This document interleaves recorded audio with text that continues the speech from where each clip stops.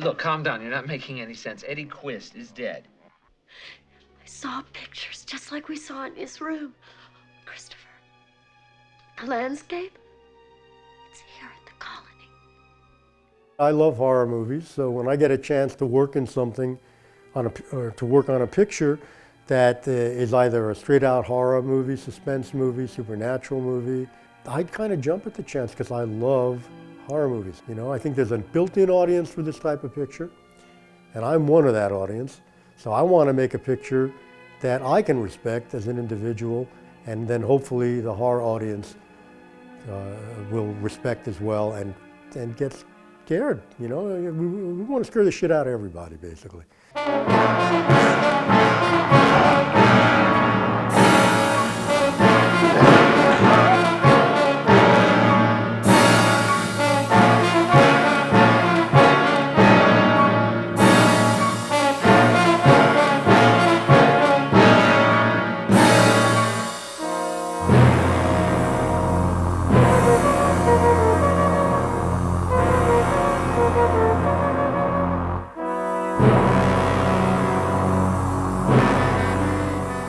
I got into editing because I like making movies. And I was making movies when I was a kid because I was gifted with a movie camera, a 8mm magazine camera, Kodak, Cine Kodak Medallion 8, and a projector. And I had a little splicer with cement splices, so I discovered I could actually cut pieces of film up and juxtapose them with other pieces of film and glue them together. And, you know, try to make movies, which I did. Although I more often than not edited in the camera because I was too lazy to cut up the film and get the cement all over my hands. So literally I take your close-up and then I go to your close-up and then I go to your close-up. But we were shooting silent anyway, so it didn't much matter. But actually editing in the camera is good training because it's like the final cut in your head. Working at New World Pictures, Roger Corman's production company, was really quite a blessing. Now, a lot of people complained because the hours were long, the pay was low, and you know, you got beat to shit, basically, and you had to keep on ticking. I met Joe when I was a PA on Hollywood Boulevard, and then he got to do Piranha.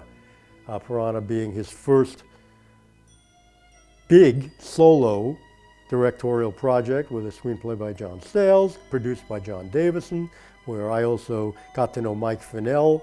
Mike Finnell worked on Hollywood Boulevard. When I was a PA, he was a PA. And Mike went on to become Joe's producer after a while and produced many of Joe's biggest pictures, like Gremlins, Inner Space, etc. And we're still friends, but Mike has gone back to Connecticut. He's living the life of a country gentleman now. Anyway, so watching Joe and working with Joe and having the privilege really of cutting, you know, he'd be out directing on a picture, and on Howling it was the same.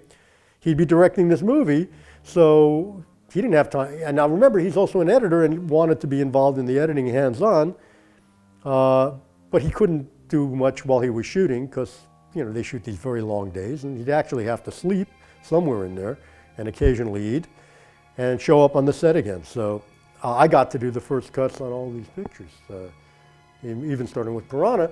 And then we'd get Joe in and we'd work together, and before you knew it, we had a movie. What is it? Bill just got bitten by a wolf. Whoever is bitten by a werewolf and lives becomes a werewolf himself. Well, you know, Joe Dante is somebody who, when he makes a movie, he almost always makes that movie with a humorous subtext, let's say. And it's a tricky line. It's a very specific tightrope walk, because in The Howling especially, you need to believe the werewolf story. You need to believe the jeopardy that the Dee Wallace character is placed in. You need to believe all that stuff. And yet, there's a self-deprecating humor about werewolves that permeates throughout. And about whatever subjects that the characters might be talking about. Now, that's part of Joe Dante's worldview, I believe. And this is just me talking here. He sees the humor in every situation. And he certainly understands irony. something that's lost on a lot of people today. And ironic humor. So we can have the werewolves, threatening Dee Wallace, and they're going to take her and probably turn her into one of them, and they can be cracking jokes while they do it. I mean, it works. It actually sometimes helps to ratchet up the tension. We can laugh with it. But laughter is sometimes an escape valve for something that's truly terrifying. And you can do that with a movie. You may not do that in real life if you, say, have a psychotic killer with a knife blade attacking you. I don't know that I would be laughing. But in a movie, and that's the difference between movies and real life, you can do that. Come on, bright boy. Don't you know anything? Making a film like The Howling presents particular challenges. Actually, the challenges of every movie are pretty much the same in that if they have a story, a script, if they're dramatic in any way, and which The Howling certainly is, you have to tell that story well. You have to tell the story clearly. You have to make sure that the character relationships are delineated, that the performances are consistent, and you have to make the pacing of the film correct to the material. And certainly, and most importantly, because this is the money in a film like this, are the werewolf transformations. And makeups, even the greatest of makeups, and especially the greatest of monster makeups, sometimes are designed not to see everything. And very often with monster effects, that's the way it is. You certainly don't want hard light on a facial werewolf transformation, not a mechanical one anyway. So it's the lighting, but it's also how long you hold any given shot, how long you can hold that shot before it works against the scene.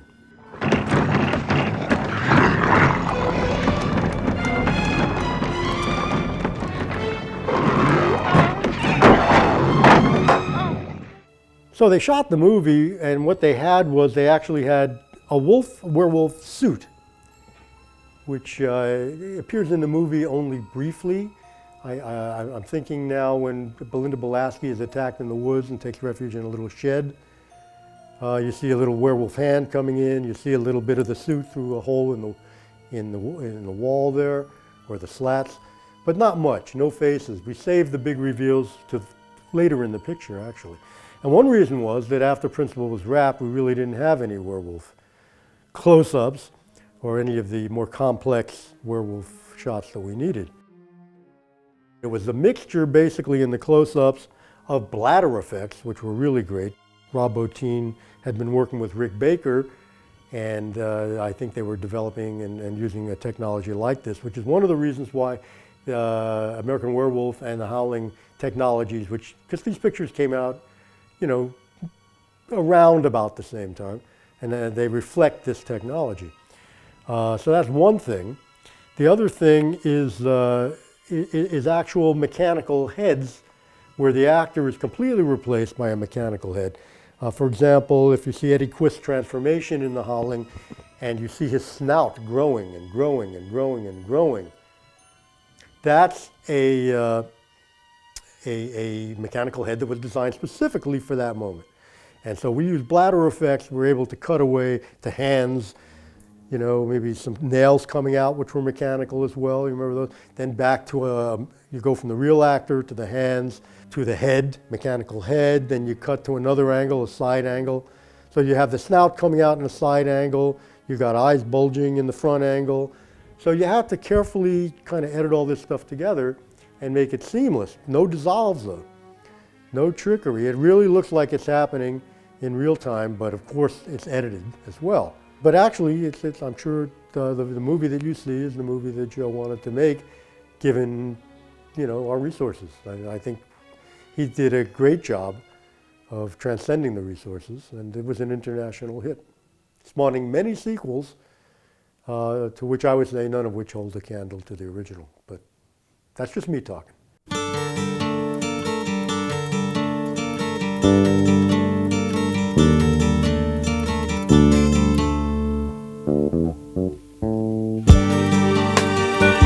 So The Howling, great film. I don't know what else I can say, except I'm really glad I worked on it. I'm very proud of our collaboration on The Howling, and I think it's a wonderful film that stands the test of time very well. It's a wonderful movie.